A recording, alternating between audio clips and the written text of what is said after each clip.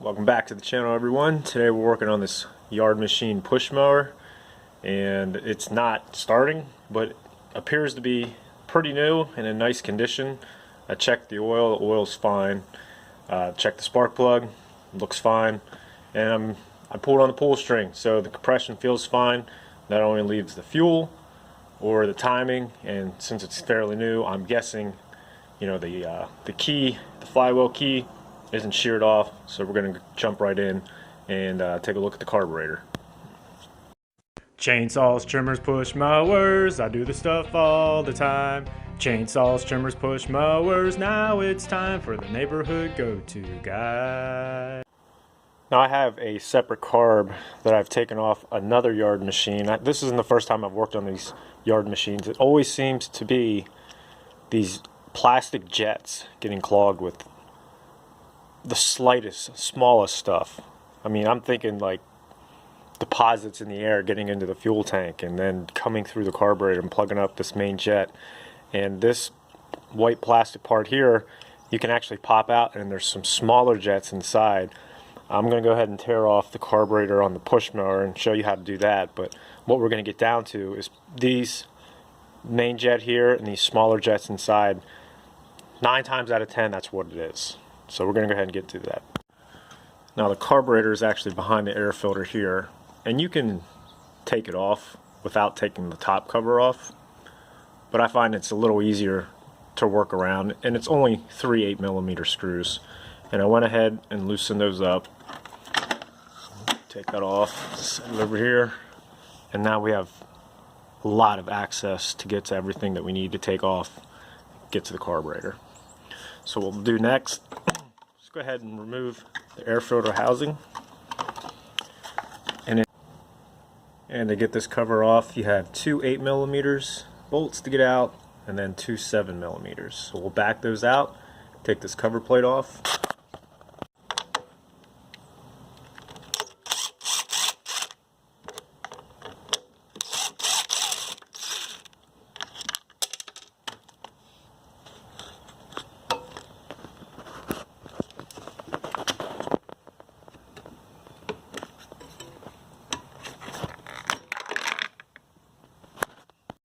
And if you haven't done so already, now would be the time to empty out the fuel tank before we take off the fuel inlet line down here. And if you can see that silver clamp, we're going to unloosen that and then slide the fuel line off, and then we'll gently start pulling our carburetor off. One thing I want to add before we get to the carburetor is, whenever possible, whether you're refueling or whatever, always clean the cap off or around the cap so nothing goes down into the fuel tank, because if it does, ultimately it's going to go down through the fuel line and into the carburetor. And these carburetors don't need much to clog them up and run into the case that we have today. And to take this off, it's real simple. All you have to do is pry up on a little bit and it'll pop right out. And I say that because I'm using one hand, but it's not that hard. But if you get to this stage, it's a good idea, if you have compressed air, to blow it out. If you have a lint-free cloth, get it in there, clean it out. Whatever kind of debris might be in there, you want to get it out so it doesn't go back into the carburetor and you're fixing it again. Pull back and it'll release. And then we're going to twist this around to get this out, and this other linkage here.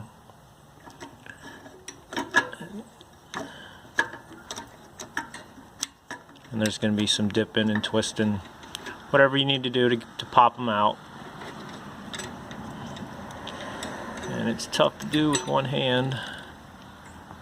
Okay, twist that out, and there we go. Carburetor's out. So if you have a rag, just have that handy, because there's going to be some residual fuel left in the bowl down here. But we're going to take these 2 8mm screws out, and then we're going to have to kind of pop this out because it's fairly tight, which is a good thing. And we'll get inside the float bowl. Okay, this next step is probably the most critical.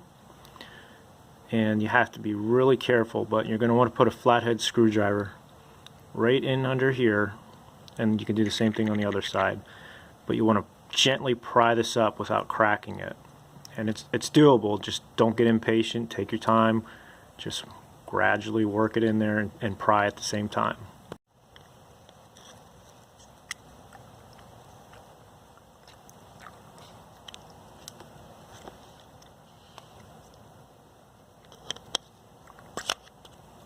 You can see it's already coming out.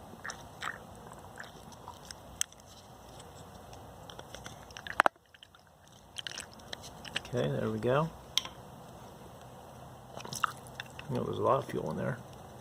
It doesn't look that dirty. There was some debris in there, but next we'll want to get this out right here. So you might need some needle nose pliers or something, whatever you can. But we're going to grab real gently on this and just kind of wiggle it out till it pops out.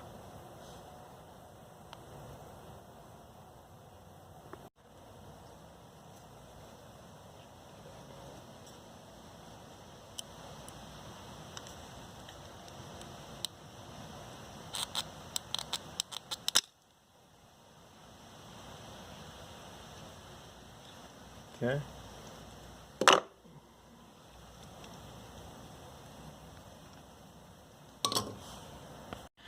There's also like a secondary jet, and that's inside here, and this piece actually pops out, so we'll grab the left side and the right side and we'll pull that apart, and we'll clean out the jets on the inside too.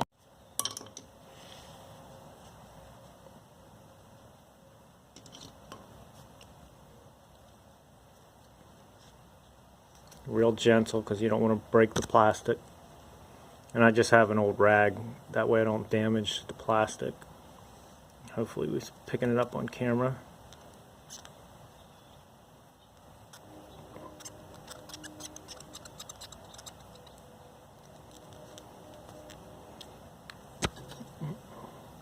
You can see it's starting to come apart.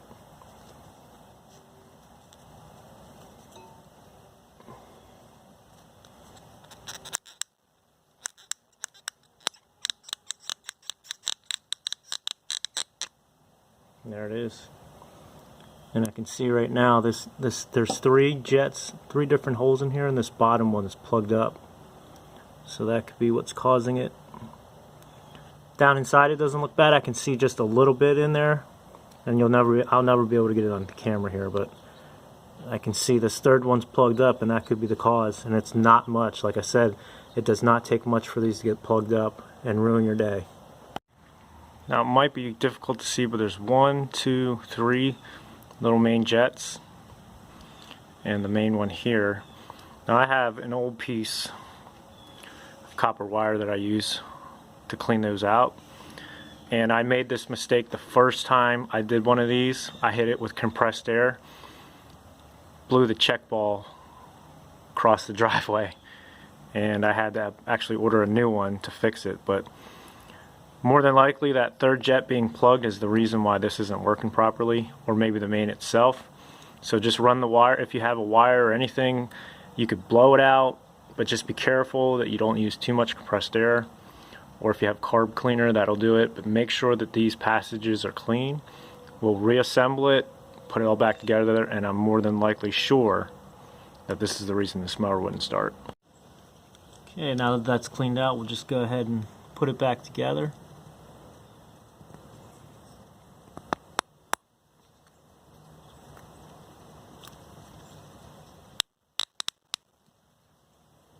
Make sure that that's seated down tight.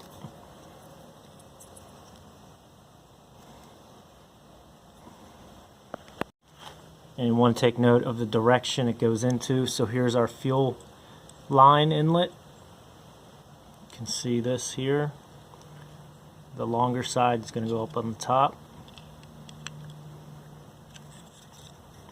Press that until it clicks, or you feel it pop into place. And we'll put our float bowl cover back on. Also taking note that this little bump out here is going to go on the right here. And again, pop that in until it clicks.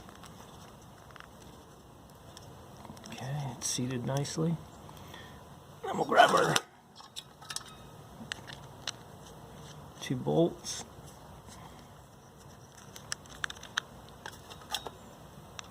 And we'll tighten those down.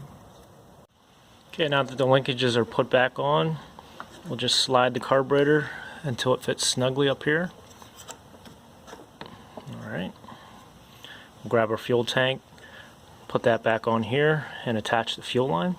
Now that the fuel tank's back on, remember to make sure that the clamp is secured properly. Now we'll get our plate, line up the holes, pop that back in, and make sure that our vent tube is connected. Now once that's back in, we're going to take our 2 7mm screws, and remember they go on the inside, so here and here, and then our 8mm on the edges, left and right. Next we'll put on our air filter and the air filter cover. We'll grab our top cover, set that down. We'll line up the holes and we'll fasten that down.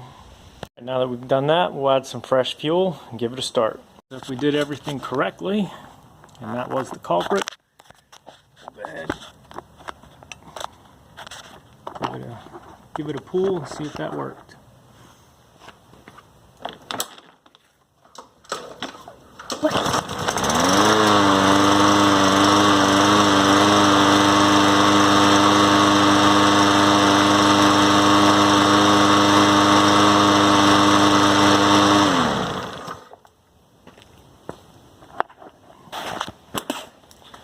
Alright, as you can see, just that little bit of debris and that one jet inside that carburetor was the main culprit.